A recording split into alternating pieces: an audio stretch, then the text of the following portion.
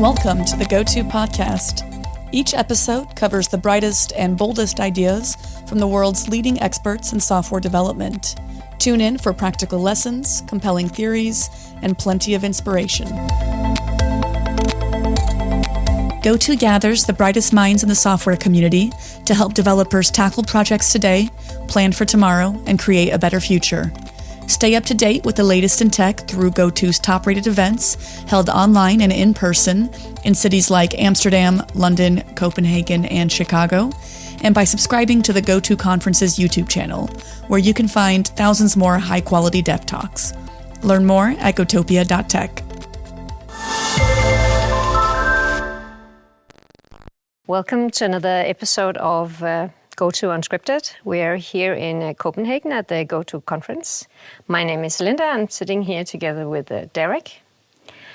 I just had a very interesting experience. I went to a talk with Derek, and I would really like to know more about some details about what you were talking about. So first of all, you talked about connectivity 3.0. Mm-hmm. So what is the first two versions of it? I think the first two versions were kind of the early versions of the internet, right? The IP protocols, and I think version 2 was everything was HTTP. All right. Right, and so what we inherited from that were some of the things that I feel got us to where we are, which I think is a great thing, but also potentially, if we don't pay attention, can hold us back going forward. Things like everything's a one-to-one conversation. Everything's asking a question and getting an answer back, and everything is location dependent. I think, when we talked about the fundamental pillars of how we want to reverse course on those are the ones that I see potentially, holding us back as we try to move into a world which, none of us know what it's really going to look like. All I can tell you is from my 30 plus years in the industry, I can tell it's going faster than we've ever seen before. And it has a level of uncertainty that we've never seen before. Meaning that in the next decade, where we end up, I think will astound everyone, to be honest with you. Yeah, I agree. Yeah. And I know that, Linda, you're in data sciences, and we talked a little bit in the talk about this notion of collecting and analyzing and drawing, insights from more and more data to get better and better at answering the questions, right, that a lot of these systems are doing as they interact. And so I'm interested in your view on how fast do you think that world is progressing. And again, it can sometimes feel like a frog in a boiling pot of water, right? As you're in it day to day, it feels slow. But then as you take just a little bit of a step back and look at like where we were just a year ago or 2 years ago, at least from my perspective, it's pretty mind-boggling. Yeah, I mean, if you're talking about algorithms, then of course that's happening something every single day, and we get more and more data. And so the possibilities get larger and larger. And of course, as with big possibilities or with big data comes also big responsibility. So it's also what I've noticed is happening the last couple of years is actually people getting more and more aware of data privacy.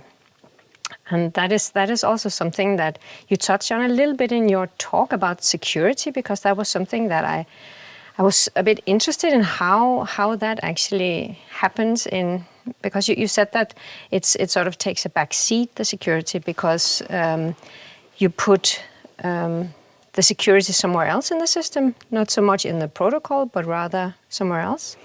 Yeah, and I didn't mean to infer that it took a back seat. I actually tried to say almost the opposite, meaning it's secure by default.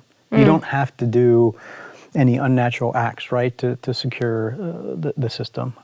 Now, what you're talking about is who owns the data and where's the data allowed to move, right?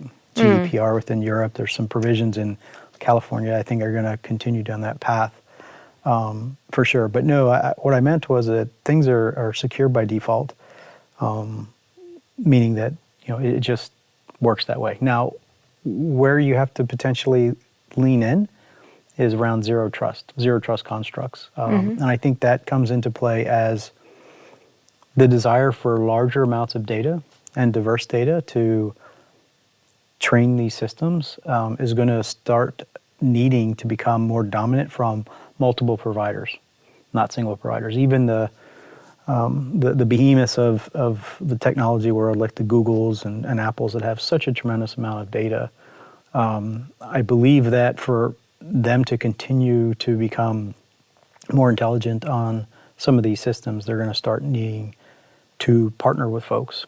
And during the talk, we even talked a little bit. I made fun of myself about Netflix probably knows more about my sleep schedule than anyone. And right now, all of these companies that we interact with, these technology companies, right? They use that data, and I don't think it's for nefarious purposes, at least by default. But there's an assumption there that they have the data and they can use that data to make a better service, right? To kind of do that flywheel effect with customers. And I think that's going to come to an abrupt end. And so what I try to think about, and you might have better ideas than I do on this, is how does my mother, who's, getting into her late 70s, understand and rationalize that the data she's generating as she interfaces with Netflix or whatever streaming platform or any technology is hers, and how can she be solicited to share that in a way that's meaningful to her? So, for example, Netflix might say 50% off if we can see generic data about where you are, kind of the genres that you like, things like that. It's not so much the younger generation, I think, who will understand that, but everyone needs to kind of understand, hey, every time I interact with a system, I'm generating data, and I believe regulatory, within the next probably less than a decade, it will be mine, it will be yours. And then it's your prerogative of whether or not you want to share it to get benefits or incentives or whatever like that.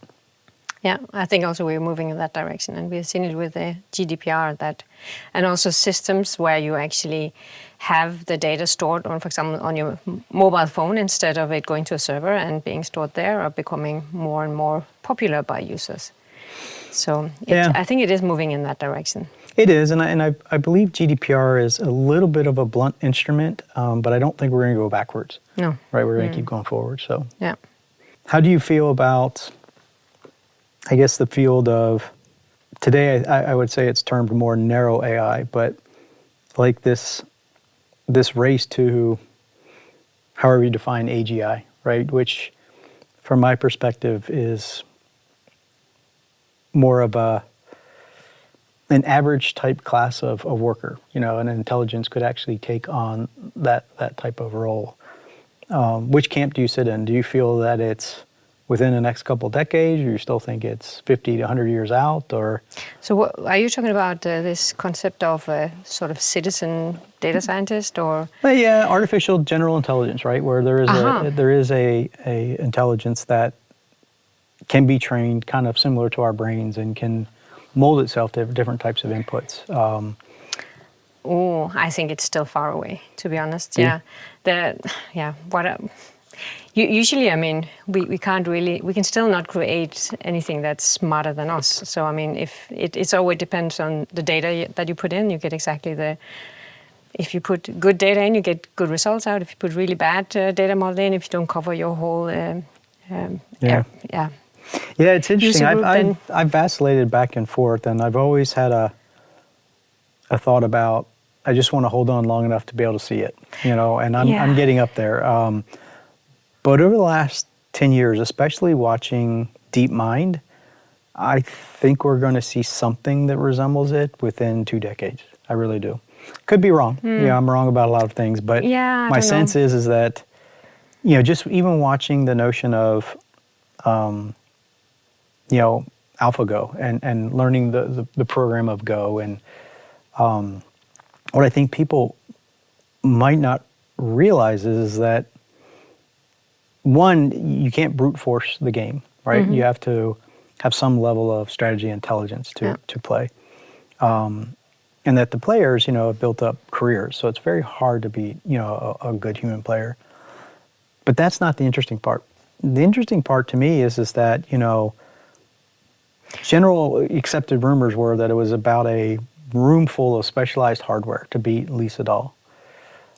And less than 2 years later, it was down to a small cabinet size. And all of a sudden, it wasn't only beating Lisa doll, it was beating, everybody and all the chess players and stuff. And then all of a sudden, we had another massive order of magnitude and reduction of the hardware cost. All of a sudden, beat every chess game played, every Go game ever played. I think it played another, video game, which apparently is very hard. But what happened is that my understanding is that the hardware to run that was all of a sudden fitting in the palm of a hand. So people don't see that part of it. They see that, it's getting better at stuff. But when you look at something like that, that boggles my mind. But still, I mean, even if it is getting smaller, the technology, I mean, I still think when we're training artificial or neural network or any model, then we sort of have the frames, right? And yes, the more data we have, we can train it within the frames. But getting as a neural network or artificial intelligence to go outside of the frame and do something different, to be innovative, I think that is not something that we can achieve very easily. And I still think that there's a way to go there. Because if you're talking about playing a game, right? You can show it a lot of different strategies, and then it will learn to adapt within the frames that you give it. But going out of the frames and doing something that we can't understand or that we haven't trained it to do, I don't think we're there yet. Well, I would agree we're not there yet, but we're further than people think. So the last alpha system out of DeepMind was tabula rasa, meaning it had no predefined rules. It's kind of like the laws of physics, but they baked in the laws of whatever. And they also came out with a model just a little while ago that the same model can play chess, play Go, also drive a physical robot to do menial tasks. And it was never trained to kind of do any of those things.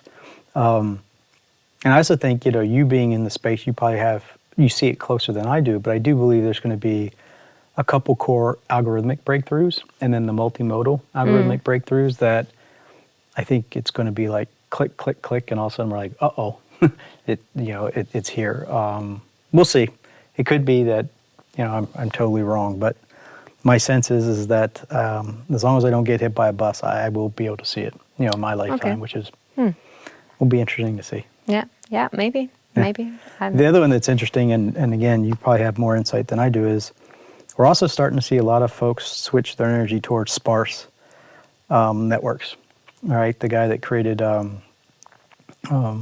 Palm Pilot, he wrote a book in the mid-'90s, I think, called On Intelligence, Jeff Hawkins, and it was really awesome. And now he's been pushing on sparse networks, less data. Because people look at the human brain, they're like, well, maybe it does have all this data, but it seems like toddlers use a lot less data to form, a mental model and what looks like a level of sophistication around something. But that is something that you're actually using to train neural networks is to remove some of the data, and you actually often get better results, which is quite interesting. Yeah, because it doesn't fall into the local minimum and things like that. Yeah. Well, I think actually I want to return to something you talked about today, because that was something that I really got a little bit excited about. You talked about that we should look at, for example, I've been working with different cloud providers. I've been working with Google Cloud, I've been working with AWS, and they have all their different ways of working, and you have to spend a lot of time if you're moving from one to the other, and then if you have a system using both, I mean, that's almost impossible. But you talked today about using it as sort of, you said utility, right? I think that is a very exciting idea, but I mean, how far are we away from something like that? That's a great question. I think what's happening is that, and I just actually attended a talk right before this meeting where, the person was talking about the way boomers and Gen X, I guess I'm Gen X, approach problems in software architecture engineering, whatever you want to call it, versus what he was calling kind of the Zoomers, the ones that are even still in school. And the way they approach things, or his opinion, is kind of aligned with where I think things are going, which is either through regulatory concerns, financial pressures, meaning you want to get a better price on running some analytics over some data, people want to have choice across multiple clouds. But the cloud providers, you know, they've invested a tremendous amount of money and time, and they want to make customers happy like everyone does. But they also are incentivized to make their offering sticky, so it's hard to leave. Yeah. Kind of like the Hotel California, right? You can check in, but you can't check out. However, again, because of, you know, either it's choice pressures, financial pressures, or regulatory, like, you know, Fin services in a lot of Europe now is being forced to be multi-cloud by default. They can't just be pinned to one. It's starting to have people look at certain services that could be very helpful to them, but would pin them in to a certain cloud provider. And they're starting to either not select them or trying to move away from them. I mean, Yeah. you also see these services that just operates on top of a cloud, so it makes everything easier. Yeah, you're seeing a lot of, at least in my opinion, a lot of software startups are trying to take advantage of that. So see the patterns that have worked in the past, abstract those patterns out to be, you know, either multi-cloud or what I call edgeware. You know, in the talk, you know, I mentioned a prediction I made about 4 or 5 years ago that edge would dwarf cloud by 2 orders of magnitude within 10 years. And we have 4 years left. And any exponential technology, 50% of the way through, you look like a failure. You look like you've totally missed the ball because it starts out dead flat, right? And it kind of goes like this. But I really do believe that most people, even today, are interfacing, not in terms of maybe building software and working with cloud providers, but consuming technology. They're interfacing with whatever you want to define edge, not necessarily, you know, origin servers that are running in cloud. But that's more the consumers, right? We're talking about software developers here instead. But you think of that also being abstracted away so that software developers also become consumers in the way that they're just using a service and you don't even know what's behind it. I do, and you know, to kind of illustrate that point, what I'm trying to describe is, and again, I've been around for a while.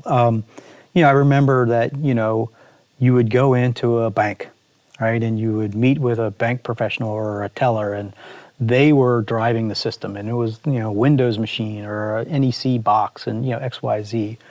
And I can't remember last time I even stepped into a bank, right? And when you transition from someone who works at the bank and could be trained on a specific set of software that they might go to training for, and it has its quirks, but it is what it is, to, you know, millions upon, you know, hundreds of millions of consumers with an iPhone or an Android phone in their pocket, you see the shift, right? So even though the software, back-end software developers for the bank might be doing things that feel very similar today as they were doing maybe 15 years ago, the system as it's being consumed has radically changed, right? You know, even the notion of, I call it the spinning wheel, right? And in the talk we talked about the human psychology of our brain switches at about 160 to 200 milliseconds, right? We flip, and that's when we realize something is slow, you know, when our brain starts concentrating on something else. And so even the notion of, you know, doing a deposit on your phone, you know, if that thing spins for over a couple hundred milliseconds, your brain says, wow, that's slow, you know what I mean? And so there's this voracious appetite to, in lack of a better word, not context switch the end recipient's context in their brain. And I think that's driving a very different way of thinking about it. And again, if, let's say, the ability to process that transaction, so scan the picture, validate it, all of the stuff. Let's say all of the back-end stuff, you know, ran in, let's say, 5 milliseconds. It was perfectly designed. Linda designed it. She's one of the best software architects we've ever seen in the world. But if that software only runs in Zurich, and I'm stuck in Los Angeles, California, in the United States, my experience is that could have taken like 280 milliseconds, right? Depending on all the network traffic, how to get over there, how to get back. And so you're starting to see this notion of, we can design it and it can work very well, but we now need to replicate it and spread it out. And a lot of these systems can't operate in a vacuum, right? They're not like math, where it's like 2 + 2. They need a data set to actually interface with, right? To collect data and massage that data to return the response. And that's, during the talk, I was trying to say, they're kind of coupled at the hip.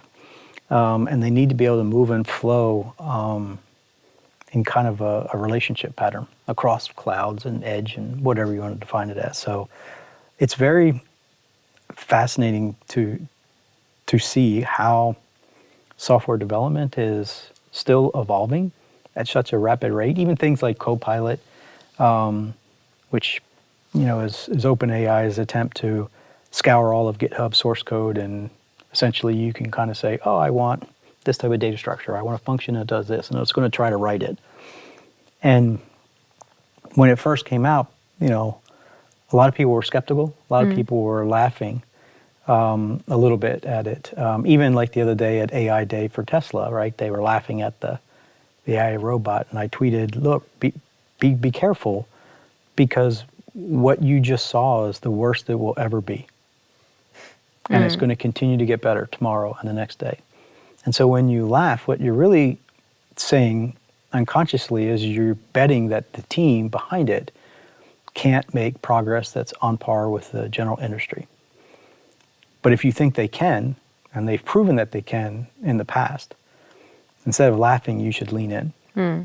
And it's a tough concept to wrap your head around, but yeah, every technology we see for the first time is the worst it literally will ever be.